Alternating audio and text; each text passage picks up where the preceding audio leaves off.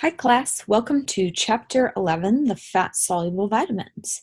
Today we are going to discuss vitamins A, D, E, and K.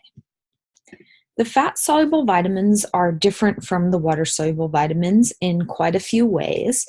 They're different in their absorption. They, in general, are not transported through the blood. First, they need to be transported through the lymph, and they're actually carried by the chylomicrons and the different lipoproteins that we talked about in our fat lecture. They are stored in the fat cells, and they can be stored in some other cells as well, such as the liver. Because they're fat soluble, it is more difficult for us to excrete them. And since we don't excrete them as easily, we have longer storage of them, meaning we can potentially store enough of some of the fat soluble vitamins to last us for years. They are more likely to reach toxic levels since we do not excrete them, and especially when coming from supplements. And because we don't excrete them very often, we don't need to eat them every single day. So it's possible that we could go weeks or even months without eating some of these fat-soluble vitamins because we can draw on the stores within our fat cells and different tissues to access them when we need them. Our first fat-soluble vitamin is vitamin A, and there are different forms of vitamin A: retinol, retinal, and retinoic acid, which we'll talk about. Vitamin A was the first fat-soluble vitamin to be recognized, hence it was given the first letter of the alphabet, A, and a precursor to vitamin A is found in carrots and many other foods, but is found in the form of beta-carotene. And I like to highlight that the first word of carotenoids or beta-carotene is carrot. And carrots are not only orange, but they're also green. And so we can find carotenoids or beta-carotene in many green and orange type foods. Vitamin A can be stored in the liver, and that's where most of it is stored. So unlike the fat cells, most of it is stored in the liver. And certain animal livers have really high contents of vitamin A. One that has some of the highest content of vitamin A is polar bear liver, which I doubt most of you will have the opportunity to eat, but it can be eaten in certain places in Alaska and Canada and some of the northern areas, and actually certain populations need to be careful not to overconsume it because of how much vitamin A is in the liver. Vitamin A has to be transported by a protein, and this is called retinol binding protein. These are pictures of the forms of vitamin A, and we will see how they can be kind of interconverted on the next page.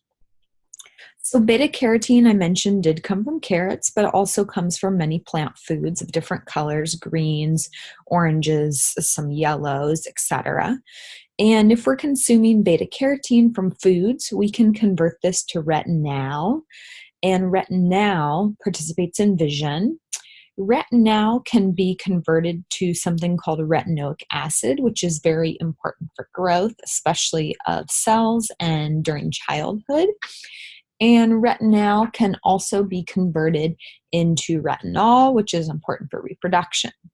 When we eat some animal sources of vitamin A, remember I said it's found in liver, we get retinol esters, and those can be converted to retinol, as well as retinal, and then finally retinoic acid.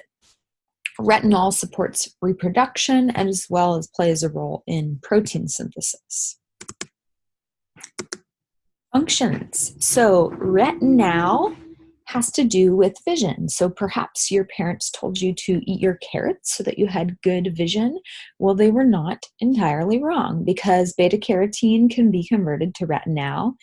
And retinal is important for vision. It protects the cornea, and it's important for night vision. Retinoic acid, which is the final kind of form of vitamin A, is important for protein synthesis and cell differentiation, as well as growth. So children who are low in vitamin A fail to reach their optimum growth. Retinol is also important for growth and reproduction and helps during fetal development as well as with the bones. And then beta carotene plays a primarily antioxidant role. So vision. Vitamin A plays a role in vision in two ways. First of all, it helps protect the cornea, which is the crystal clear kind of outer window of our eye. And without vitamin A, this would not be protected and would not be crystal clear, which could lead to deficiencies in vision and does even lead to blindness. Another thing that vitamin A does in the form of retinal is it's involved in photosensitive cells of the retina. And these photosensitive cells of the retina are called rhodopsin. And rhodopsin has two parts. It has this retinal molecule, and it also has something called an opsin, which is a protein. When your eyes are exposed to light, so say you're in a dim environment and then your eyes are exposed to light, what happens is the retinal is normally in a cis orientation where, remember, the double bonds will have carbons that are across from one another. So here you could see that maybe this carbon and maybe this carbon are across from one another. When you have light, so say you're in the dark and somebody turns on the light or shines the flashlight at you, what happens is across that double bond, those carbons then move to be trans. So now they are, it's not this one, it's those two, but now they are across, like opposite from one another, and trans molecules have this straight shape where cis molecules have this bent shape. And the transformation of cis retinol into trans retinol creates an electrical impulse, which is converted to nervous signal that goes to the brain and tells us what to see. That is great. However, after this happens, that retinol molecule actually can't bind to opsin anymore, and so we need a new molecule of retinol in order for us to be able to do this again.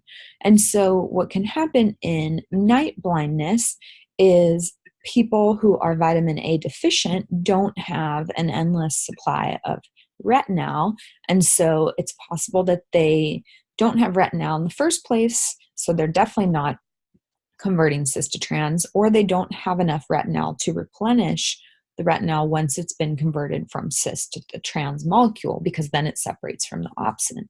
And so vitamin A deficiency can lead to night blindness.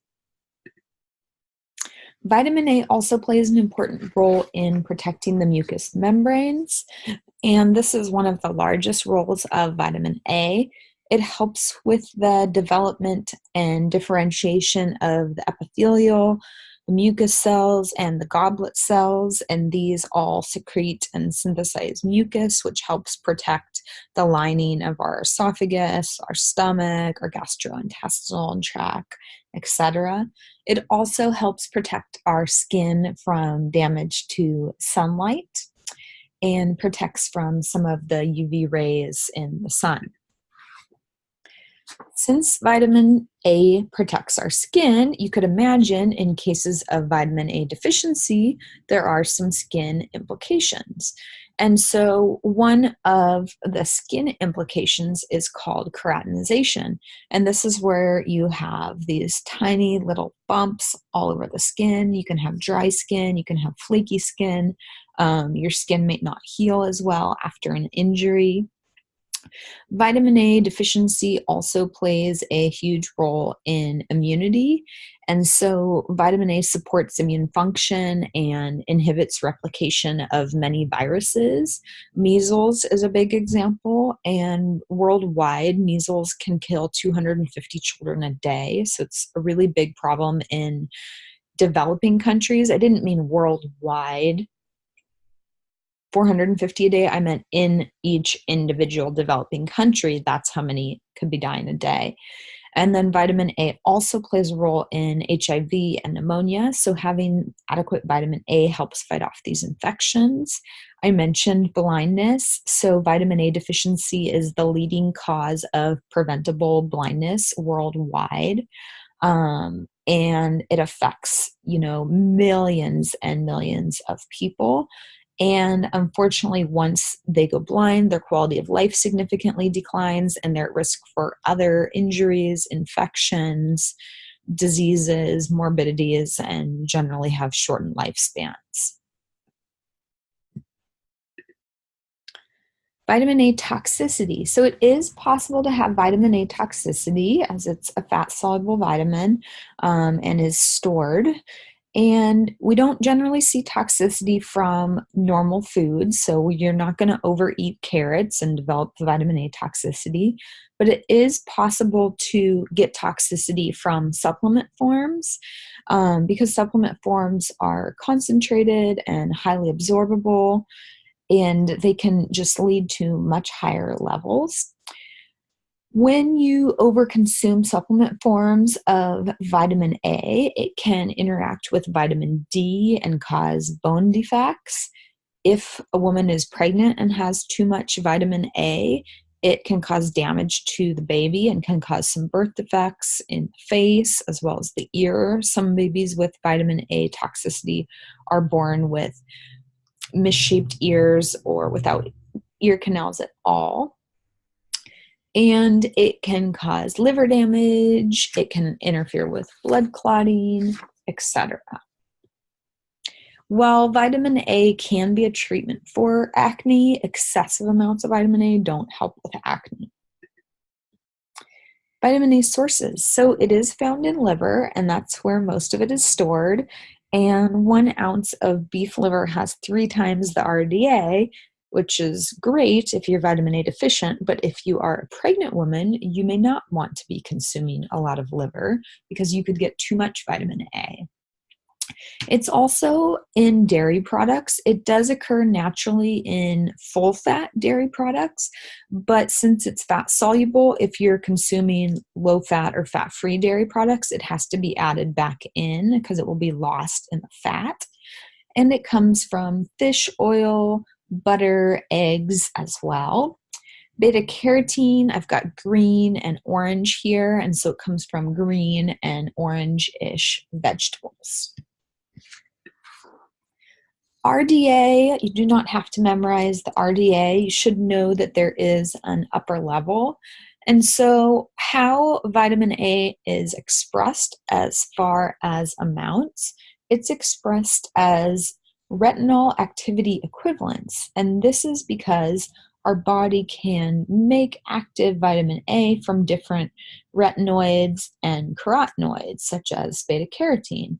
And so depending on the source of vitamin A, we can convert it to a different amount of retinol.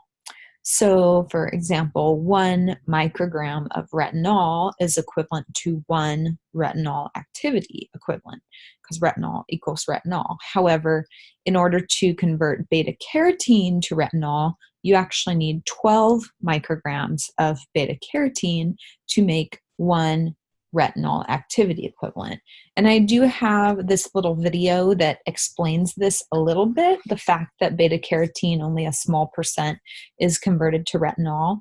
The only thing incorrect in this video is he's a doctor, but he says that the stomach releases bile, and the stomach does not release bile, as you remember from our digestion lecture. However, the stomach can trigger the liver to produce bile, which is stored in the gallbladder, and the stomach can trigger the gallbladder to contract and then release that bile. So that's the only little issue about that video. Otherwise, it's pretty good. Golden rice. So in many parts of the world, they consume white rice, which has been stripped of its whole grain components, and that's where a lot of the vitamin A is stored. And so white rice is deficient in vitamin A. It's not a high content in vitamin A anyways, but when it's stripped and polished, it's even lower. And so one of the interventions, since rice is such an important crop worldwide, was to try to genetically modify rice species so that it would produce vitamin A or beta carotene, and we could convert that to retinol. And so what they did is they crossbred, I believe it was a daffodil, but it was an orange-yellow flower with rice, and that caused the rice to pick up the gene that created the pigment, which is the beta carotene pigment. And this has been effective in some countries to lower rates of vitamin A deficiency. However, it's also been met with some controversy since it is considered a genetically modified crop. Next, fat-soluble vitamin, vitamin D. So there's different forms of vitamin D, and those are partially listed there. Vitamin D is a unique hormone. Well, I just said that. It's a hormone. So vitamin D is unique because it is a vitamin and a hormone, and we can make it ourselves. So we have a precursor to vitamin D in our skin, and when we go out in the sun, we can make it ourselves. There are many roles of vitamin D, including those listed there, as well as they're continuing to learn about many more every day. There's potentially roles for depression, kidney disease, and definitely one of the most well-known roles is bone health. Vitamin D modulates bone health by regulating levels of calcium and phosphorus in the bone. And calcium and phosphorus make up the bony matrix. And so it increases how much phosphorus and calcium we absorb from our foods. It increases how much is kept by the kidneys, so less is spilled out into the urine. And it increases the mobilization from bones into the blood. Other roles, so additional roles. Like I said, we're learning more and more about this every day. We have found that there are vitamin D receptors on just about every single cell. And so this continues to be a big area of research and research growth. Synthesis and activation. So I said you can make vitamin D from the sun. So when you go out in the sun, there's a pigment called 7-dehydrocholesterol in your skin, and this is a precursor vitamin D. We make it from cholesterol. When that is exposed to UV rays, it converts to a pre-vitamin D3, and then heat will convert that to something called vitamin D3, which is calciol. Calciol can be hydroxylated, which means an oxygen and a hydrogen group are added in the liver to form calcidiol, and another oxygen and hydrogen group can be added by the kidneys to form calcitriol. And so calcitriol is actually the active form of vitamin D, which indicates that you need a healthy kidney and a healthy liver in order to activate vitamin D. We can get vitamin D from food sources as well. However, the only food source that it's naturally rich in is fish, and other food sources are fortified, so we add them back to it. Deficiency. We don't see a lot of true clinical deficiency in the United States. However, it is possible, especially in infants and elderly, but we do see a lot of insufficiency, meaning maybe they have enough to keep their bones at a normal shape and strength, but they don't potentially have enough vitamin D to work with all of these other functions that are listed here. So maybe they don't have optimal cancer, optimal inflammation, metabolism. Maybe they're at risk for Parkinson's. Maybe they have some immune issues. Maybe there's some cognitive decline or depression that could be related to kind of a subclinical vitamin D deficiency.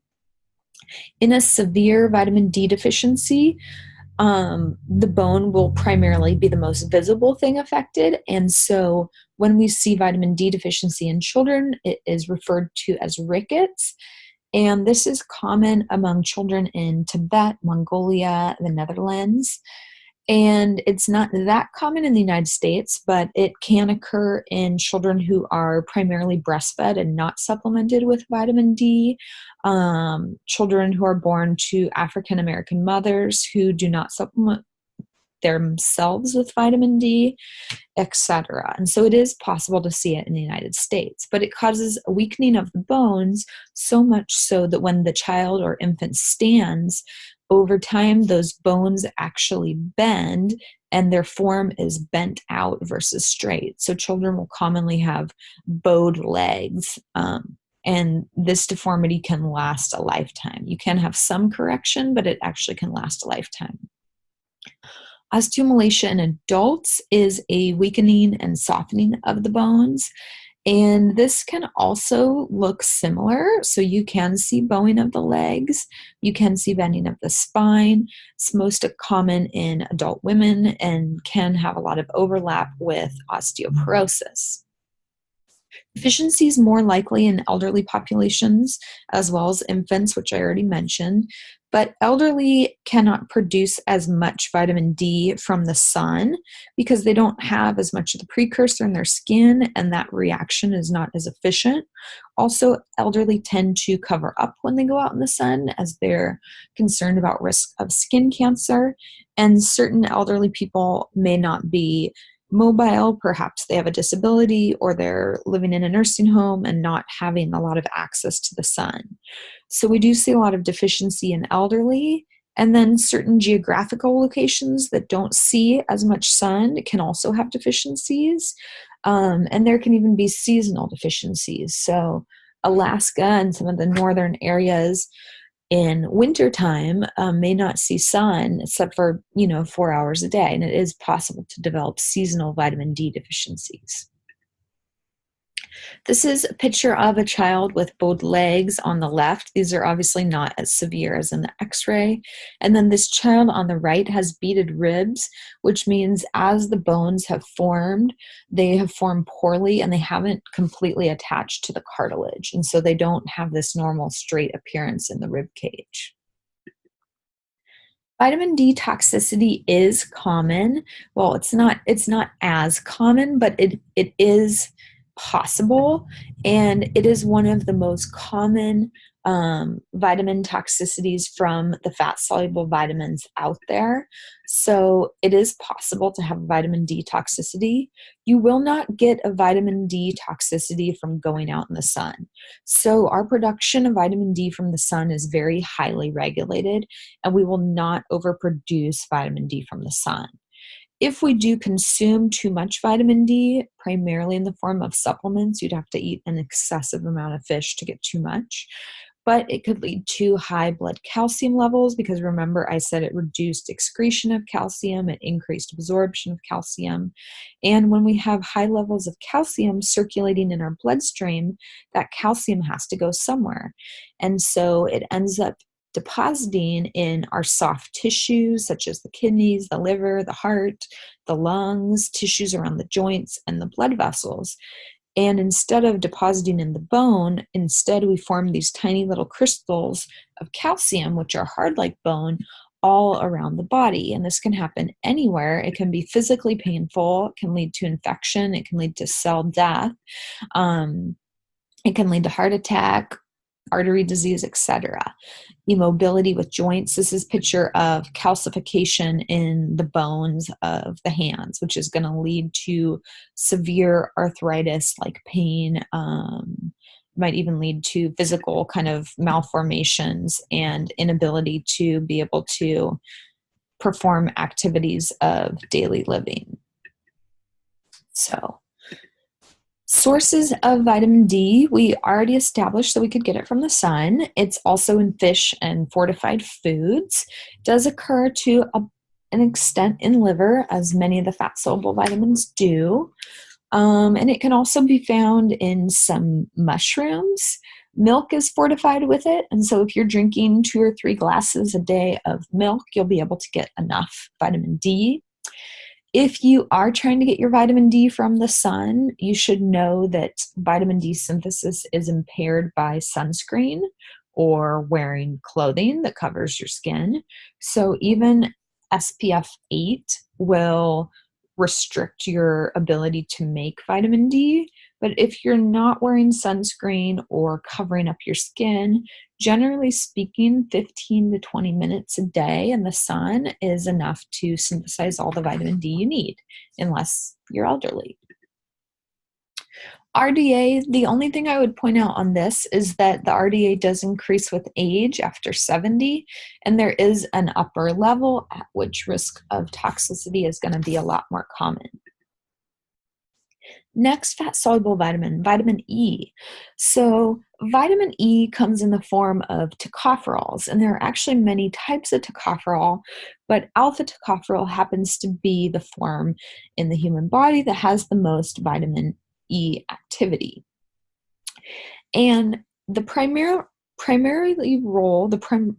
most important role of vitamin E is to function as an antioxidant. And antioxidants we're going to talk about extensively at the end, but these help donate electrons to unstable, potentially reactive oxygen species that seek to cause cellular damage. And specifically, vitamin E helps prevent lipids or fats from being damaged, and fats form the cell membranes. Fats are also found in the form of LDL or cholesterol that's been deposited within our arteries. So having adequate vitamin E can help prevent that LDL from being oxidized and inflammation occurring, which could then lead to clogging of the arteries. We don't see a lot of vitamin E deficiency, and when you see the sources of it, you'll know why. However, if somebody is having fat malabsorption, maybe due to a disease such as cystic fibrosis or pancreatic disease where they're not producing enough pancreatic enzymes, or potentially severely restricting GI surgery, they may have a vitamin E deficiency. In cases of vitamin E deficiency, since it does protect the cells against oxidative damage, we see cellular damage, and specifically some of the cellular damage we see is with the blood cells. The blood cells can actually be really susceptible to oxidative damage, and they can burst and break, and their contents will be spilled out into the blood, and they'll no longer be able to carry oxygen. And so in severe cases of vitamin E deficiency, you can have something called a hemolytic anemia occurring, which is where excessive amount of the red blood cells have burst.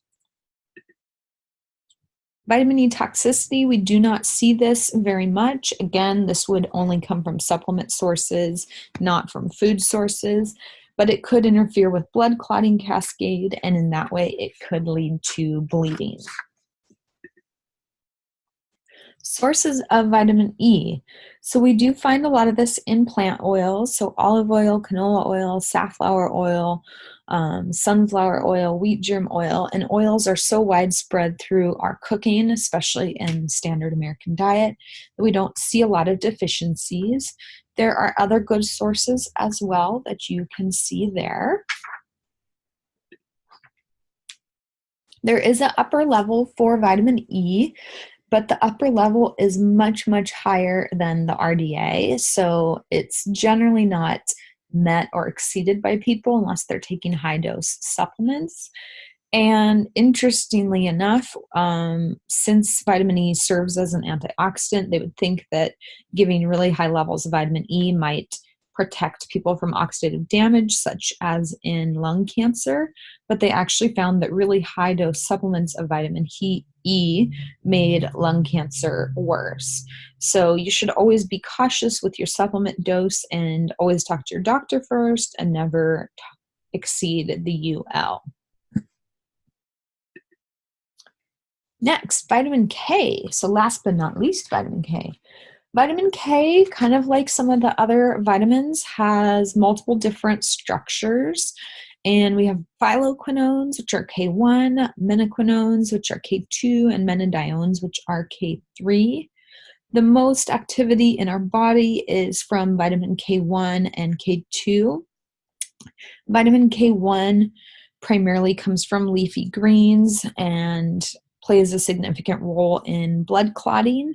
Vitamin K2 can also play a significant role in blood clotting, but specifically vitamin K2 has an important role in bone formation, and vitamin K2 is semi-related to vitamin D in the way that vitamin K2 will take calcium from the bloodstream, and using a protein called matrix GLA, it will remove calcium from the bloodstream and help deposit calcium into the bones.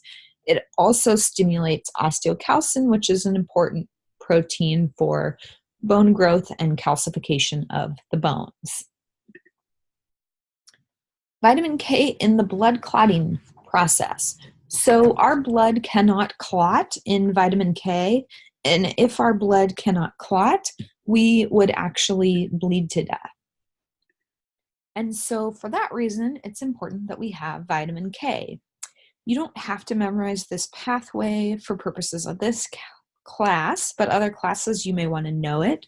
And so what happens is that vitamin K will convert some precursors to prothrombin to prothrombin. Prothrombin is inactive, and calcium will convert prothrombin to thrombin, which will convert fibrinogen to fibrin, and that helps form an active clot.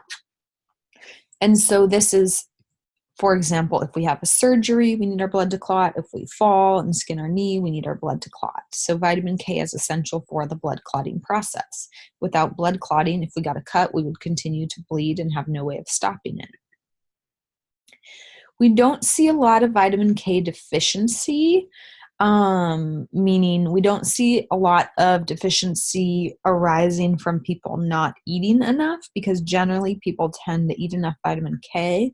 However, sometimes we see deficiency arising from people not being able to use that vitamin K, or having fat malabsorption, such as in cystic fibrosis or severe GI resection, or potentially drugs that interfere with vitamin K.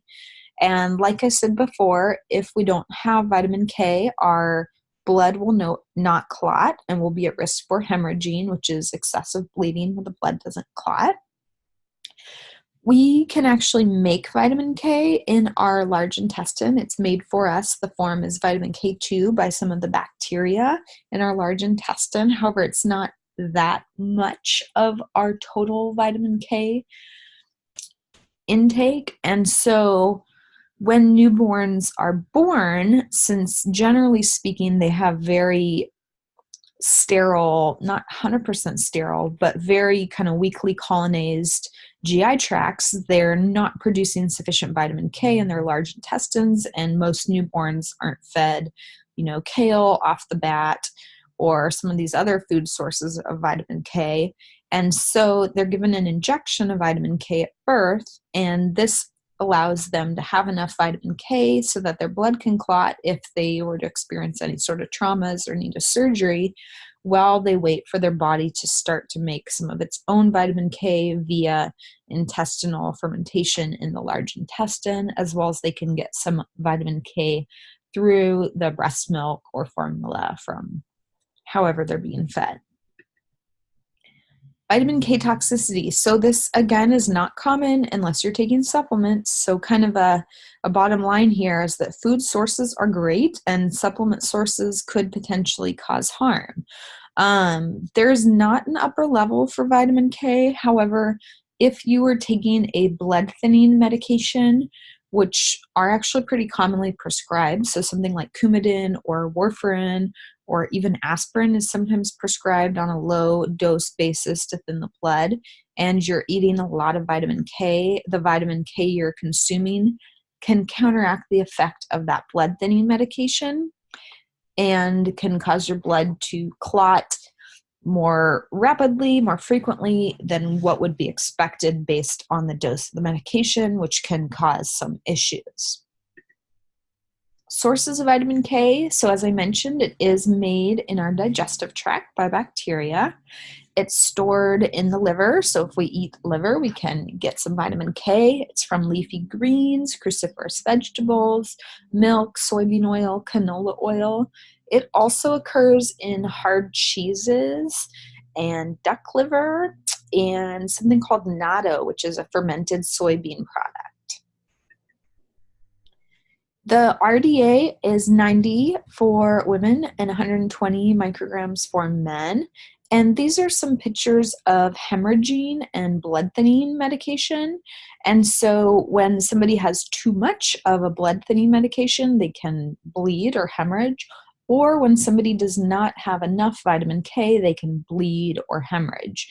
And obviously these are unsightly and uncomfortable in the breast and the feet, but when this occurs in the brain, which is shown at the bottom, this could be deadly. So there's a very strong relationship and concern for vitamin K and blood clotting. Review. What are good food sources of vitamin A? Liver, milk, dark greens, oranges, fruits, and veggies. What does the body make vitamin D from? The sun. So we have that 7-dehydrocholesterol pigment, a cholesterol component, and we can make pre-vitamin D3, then convert that to D3 with heat when we're out in the sun. What is the main function of vitamin E? Hopefully you said antioxidant, helps protect the cells. And where can vitamin K be made in the body? Hopefully you said the large intestine by the bacteria there. So our highlight is on antioxidants, and this picture of fruits represents lots of different colors of fruits as well as variety, but specifically you have a lot of berries in this picture. And antioxidants are really high in berries, as well as they're high in deep colored fruits and vegetables. So you see the blueberries, the blackberries, the strawberries, the raspberries, and the mango. The mango probably of these is the least rich in the antioxidants, but it still has some. And so antioxidants are generally found in colorful fruits and veggies, which is one of the reasons why eating a variety of these is so important. If you're eating a lot of white fruits or veggies, so maybe potato, onion, mushroom, you're not going to have as high levels of antioxidants. What do antioxidants do? So antioxidants help protect us against free radicals. And free radicals are elements that are missing an electron, and so they're not stable. And since they're not stable, what they try to do is steal an electron from something else. Free radicals can be produced by all sorts of different things, UV rays, pollution, stress, poor diet, chemical exposures, even medications. And on a day-to-day basis, we actually naturally produce some free radicals, which can damage our cells because they'll like to steal these electrons from our cells. When we have adequate antioxidants, it can help protect our cells from having their electrons stolen. And so oxidants are things that try to steal electrons, and oxidative damage occurs when these electrons are stolen. And oxidative damage, oxygen itself is a pro-oxidant, and so when foods like this tomato are exposed to oxygen over time, you can see the cell wall of this tomato kind of lose its integrity, lose its color, and eventually just wilt. And the same thing can happen to the cells within our own body. So think of this tomato as being like a giant red blood cell. Well, if we're exposed to oxidative damage, the same thing can happen to our own cells. And so that's one of the reasons that antioxidants are so important. Free radicals or pro-oxidants can damage DNA and RNA, they can damage proteins, and they can damage fat. And this all accumulates to total cell damage, which can lead to organ damage, which can lead to disease, which can lead to injury, morbidity, mortality, and aging. Dietary antioxidants help defend us by limiting the free radical formation. I'm going to go to this next slide first. So I like this as a drawing of how antioxidants help. So we have a healthy atom, or let's say a healthy cell on the left, and it has 2 electrons. Generally speaking, things with 2 electrons are stable. So this is the first electron ring. There's supposed to be 2 electrons in it. That means it's stable. A free radical only has 1. So free radical would be a pro-oxidant. It only has 1 electron. And because of that, it wants to be more stable. And so it's going to try to steal an electron from our healthy atom or our cell. Well, that's definitely not good and going to cause some cellular damage. So an antioxidant has an extra electron, and instead of the free radical having to steal it from a healthy atom, the antioxidant donates it. And in this way, it can prevent oxidative damage, it can help repair oxidative damage, support the immune system, and support the cells, which is going to lead to lower cell death, better organ function, lower disease, lower inflammation, lower cancer, etc. Some foods that are really high in antioxidants are unsaturated fats, so mono, poly, unsaturated fats, omega-3 fatty acids, fruits and vegetables, colorful ones especially, nuts, whole grains. So consuming all these foods can help protect us from oxidative stress. Quiz. Fat-soluble vitamins are... They require bile for absorption. The form of vitamin A active in vision is retinal. Vitamin A deficiency symptoms include night blindness and keratomalacia. Good sources of vitamin A include apricots, turnip greens, and liver. Think of the color of those things, and we know liver is a great source. To keep minerals available in the blood, vitamin D targets the intestines, the kidneys, and the bone. Vitamin D can be synthesized from a precursor that the body makes from cholesterol.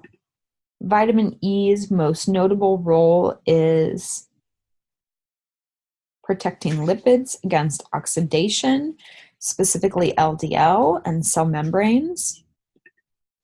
The classic sign of vitamin E deficiency is, so this is a little bit tough because you may not remember what an erythrocyte is, but an erythrocyte is a red blood cell. So it's red blood cell hemolysis. And without vitamin K, blood will fail to clot. Significant amount of vitamin K comes from bacteria. I would say this is not a huge amount, but it is some. So that's all for now, and I'll talk to you guys next time.